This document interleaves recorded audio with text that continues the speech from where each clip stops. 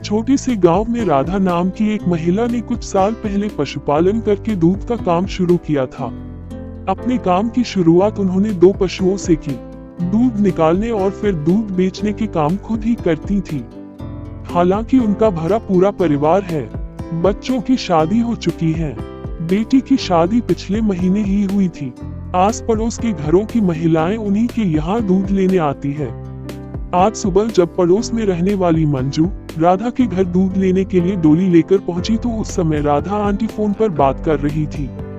अतः मंजू ने कुछ क्षण रुकना ठीक समझा और राधा आंटी ने रुकने का संकेत भी किया तो वह रुक गई। राधा आंटी की बातें पास ही बैठी मंजू के कान में भी पड़ रही थी। वह अपनी उस बेटी से बात कर रही थी जिसकी शादी पिछले महीने ही हुई थी। वह कह रही थी, देखो बेटी, मायके की याद आती है, ठीक है, लेकिन वह घर अब तुम्हारा है। तुम्हें अब अपना सारा ध्यान अपनी ससुराल की खुशी के लिए लगाना है और बार बार फोन मत किया करो। सबसे चोरी छिपे तो बिल्कुल भी नहीं। जब भी यहाँ फोन करना तो सास या पति के सामने करना। पति की खुशी में ही पत्नी की खुशी होती है।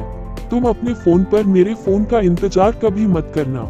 मुझे जब कभी भी बात करनी होगी तो मैं तुम्हारी सास के या दामाद जी के नंबर पर फोन लगाऊंगी, तब तुम भी बात करना। बेटी, तुम्हारी शादी हो चुकी है, अब ससुराल में हो। छोटी छोटी बातों पर तुनकना छोड़ दो, जिम्मेदार बनो, सहन शक्ति रखो। अपना घर कैसे चलाना है, तीज त्योहार कैसे करने हैं, ये सब अपनी सास से सीखो। हर घर के अपने तौर तरीके होते हैं। एक बात हमेशा ध्यान रखो, ससुराल वालों का सम्मान करोगी तो सम्मान पाओगी। मायके की लाज रखना, ठीक है, सुखी रहो। राधा की यह सारी बात सुन रही मंजू ने प्रशंसा के भाव में कहा, बेटी को बहुत सुंदर समझाया आपने। राधा बोली, बहन, माँ को बेटी के परिवार में अनावश्यक दखल नहीं देनी चाहिए।